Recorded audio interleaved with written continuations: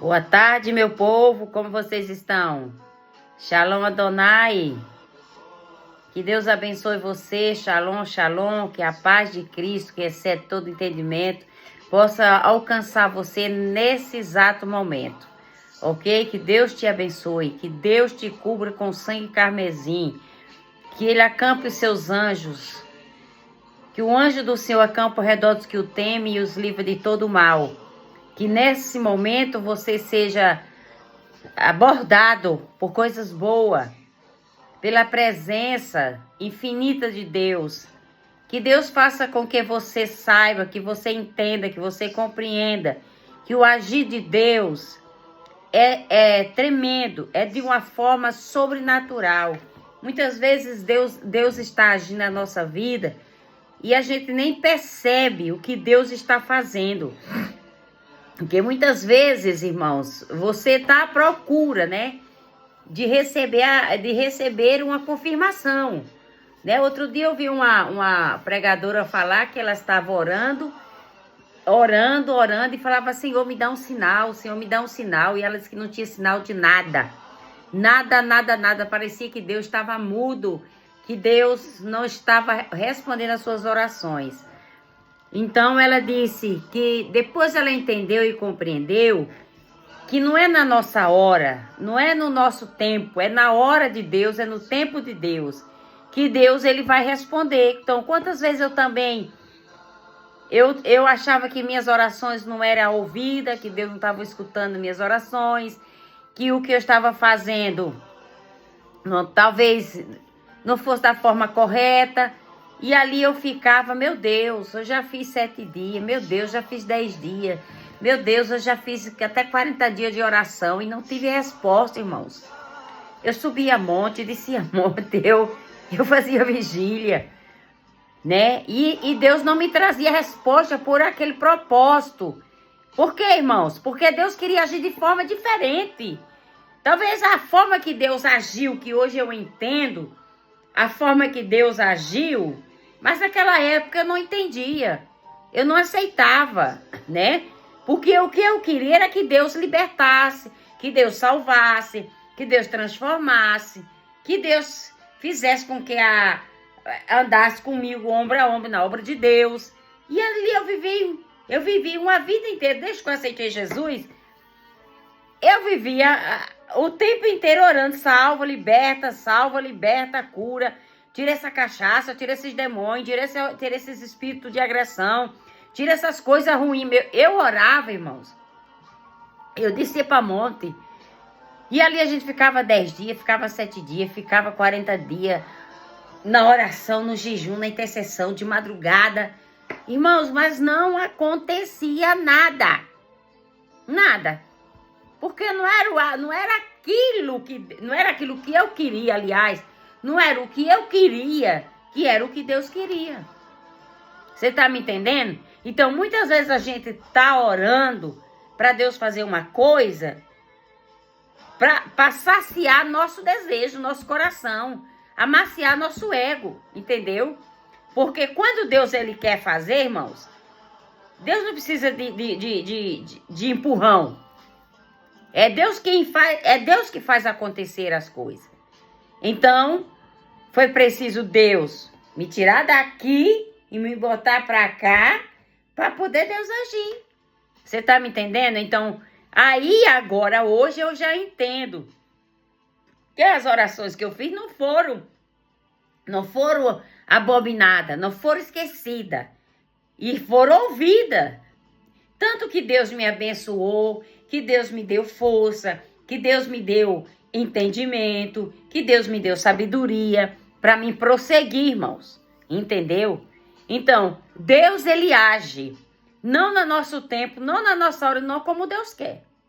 Porque às vezes a gente não sabe orar. A gente fica fazendo jejum em cima daquela nossa necessidade, né? Mas a gente esquece de perguntar para Deus, Senhor, é da tua vontade? O que eu estou fazendo é da tua vontade? Eu vou progredir, eu vou prosseguir, eu irei avançar nisso? Então a gente muitas vezes vê as pessoas se acabarem, se abaterem, se matarem no jejum, na oração, para Deus fazer aquilo que elas querem, né? Tem pessoas que vai para o monte jejuar para Deus dar marido. Tem pessoas que... Tem pessoas que ficam obcecadas por aquela pessoa. Então, começa a orar, começa a jejuar para Deus dar aquela pessoa para ela. Mas não é assim, gente. Deus, às vezes as coisas aos nossos olhos é lindo, é maravilhoso. E aos olhos de Deus, será que é? Será que realmente aquilo que a gente está querendo e está pedindo para Deus vai nos edificar lá na frente? Ou vai ser uma moleta na nossa frente? Ou vai ser um peso, uma cangaia, uma mala sem alça? Ou a gente vai penar igual sovaco de aleijado? Hã? Então nós, quando formos orarmos, tem que falar, Senhor, me dê capacidade, me dê sabedoria, me dê entendimento, para que eu não possa errar no que eu estou lhe pedindo. Então, Isaías 51, versículo 11 diz: estes que foram comprados pelo Senhor passarão por esse caminho, entrarão em Sião com canções, de grande alegria, e ali viverão felizes para sempre, porque para ele nunca mais haverá dor ou tristeza, porque eles receberam a alegria duradoura. Eu, sim, sou eu quem os consola e lhe dá toda esta alegria, porque estão vocês têm medo de homens mortais que logo murcha e some como a palha. Tá vendo aqui que é que Deus falou, né? A palavra do Senhor fala que Deus chamou Abraão e Deus disse para Abraão, seu pai. Sim, pense em Abraão, seu pai, e em Sara que deu à luz. Vocês estão com medo por serem poucos em número, mas lembre-se de que Abraão era apenas um. Quando eu chamei. Apesar disso, eu o abençoei e ele se tornou uma grande nação. Então, Deus está perguntando, você está com medo ainda? Você ainda está temendo? Você ainda está frustrada, perturbada, angustiada, desgastada, nervosa, chateada, porque a sua oração ainda não foi respondida? Pelo amor de Deus, tira o dedo do gatilho. Deixa Deus agir por você. Quando Deus chamou Abraão, mandou ele sair daquela terra dos caldeus, e ele foi andando para uma terra que ele não sabia para onde estava indo. Mas Deus ali mostrou a grandeza dele na caminhada de Abraão. Então Deus, ele vai revelando a grandeza dele na nossa vida, passo a passo da nossa caminhada, da nossa jornada. Nós temos aqui se dispor, né? Temos que estar disponível para que a vontade de Deus seja grande e realizada na nossa vida, porque ele está fazendo uma promessa aqui, ele fez uma promessa aqui, né, para Abraão, aqui no livro de Isaías, o profeta Isaías está lembrando o povo a palavra de Deus, porque o Senhor voltará a consolar Sião, terá compaixão da sua terra destruída. Então Deus, ele vai voltar a te restaurar. Deus vai ter compaixão da sua vida que foi destruída, da sua vida que foi, muitas vezes passou por um massacre espiritual, carnal, familiar. Alguma coisa você foi atingida, né? Mas o Senhor está dizendo aqui que estes que foram comprados pelo Senhor passarão por esse caminho, entrarão em Sião com canções de grande alegria. Hein? E ali você vai viver feliz para sempre. Para ele nunca mais haverá dor ou tristeza, porque eles receberão alegria duradoura. O Senhor está te dizendo, irmãos, a palavra de Deus é a boca de Deus falando. Que você não vai ter mais dor, que você não vai ter mais tristeza, porque você vai receber alegria duradoura. O que nós estamos precisando nesses dias, que o mundo está um caos, é só noticiário diabólico, maligno. A desgraça está atormentando os seres humanos. Mas aqui está dizendo que não importa se você passar pelo vale da sombra da morte. O Salmo 23 diz que o Senhor não deixará você ficar no vale. Salmo 91 diz que não deixará você tropeçar com o teu pé em pedra alguma. Que você vai pisar serpente, escorpiões, leão e leãozinho. O Senhor nos deu autoridade e poder para pisar, esmagar. Irmã, eu vou te falar uma coisa.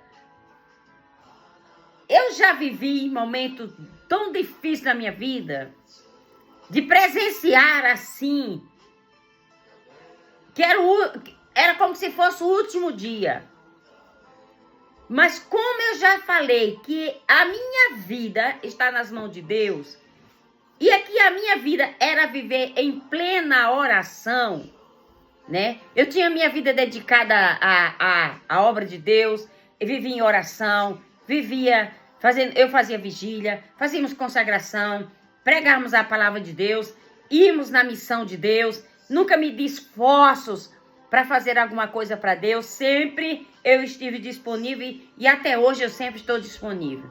Isso é muito gratificante, você se disponibilizar para fazer alguma coisa que seja agradável aos olhos de Deus. Então, eu já presenciei carro andar sem gasolina, tá? Pessoas que estavam comigo dentro do carro viu que o ponteiro estava lá embaixo, não tinha gasolina, e nós orarmos ali, e o ponteiro subiu, e nós conseguimos chegar no nosso destino, no nosso destinatário. Já vi Deus fazer coisas que, irmãos, se for contar para o incrédulo, ele não vai acreditar. Mas tudo é possível ao que crê. Então nós temos que nos agarrar com essa fé, nós temos que nos agarrar com essa palavra, e nós temos que viver para testemunhar a grandeza de Deus, a excelência de Deus, do que Deus é capaz de fazer. Porque porta que Deus abre, o homem não fecha.